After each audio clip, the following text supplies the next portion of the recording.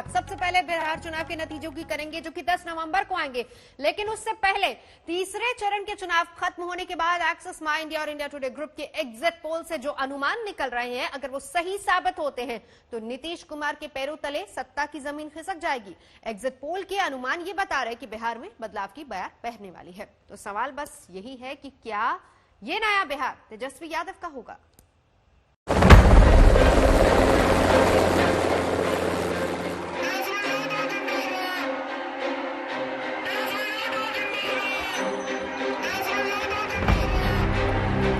क्या बिहार से अब विदा होंगे नीतीश कुमार? बिहार में क्या बनेगी तेजस्वी सरकार? वैसे तो बिहार विधानसभा चुनाव के नतीजे 10 नवंबर को आएंगे, लेकिन सबसे भरोसेमंद एक्सिस माई इंडिया और इंडिया टुडे ग्रुप का एग्जिट पोल सही साबित होता है तो पक्का है कि बिहार का सत्ता समीकरण इस बार पूरी तरह बदल जाएगा। एक्सिस माई इंडिया और इंडिया टुडे ग्रुप के एग्जिट पोल के मुताबिक नीतीश कुमार की अगुवाई वाली एनडीए को 69 से 91 सीटें मिलती नजर आ रही हैं। वहीं तेजस्वी की अगुवाई वाले महागठबंधन को अपार बढ़त मिलती दिख रही है। 139 से 161 सीटों के बीच चिराग पासवान की एलजेपी को 3 से 5 सीट के आसार दिख रहे हैं, वहीं अन्य को 6 से 10 सीट।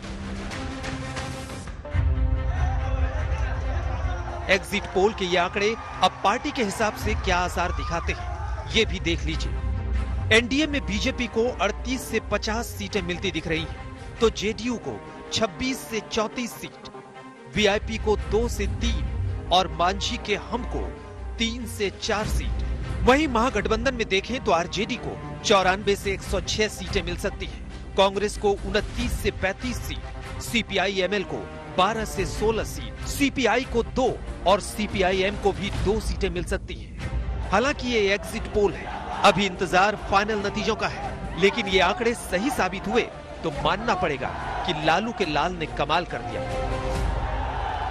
अगर बेरोजगारी का अंधकार मिटाना है तो आपको लालटेन का प्रकाश जलाना होगा।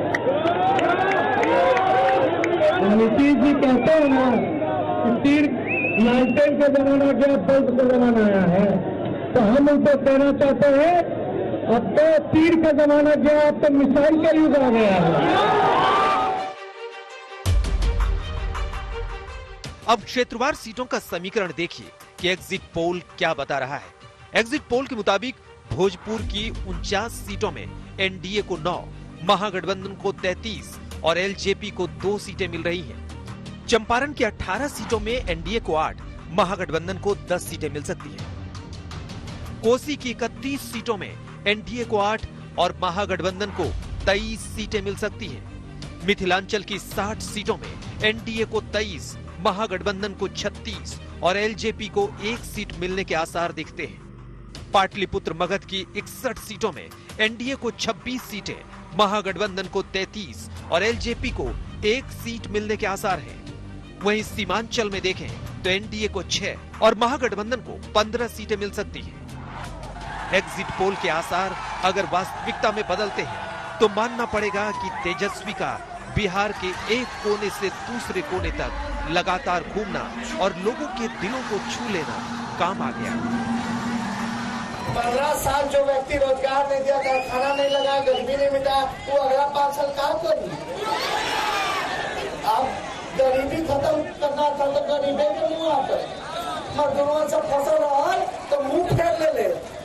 तब हेलीकॉप्टर नहीं चला, तब कहते थे जो जहां वहीं रहो।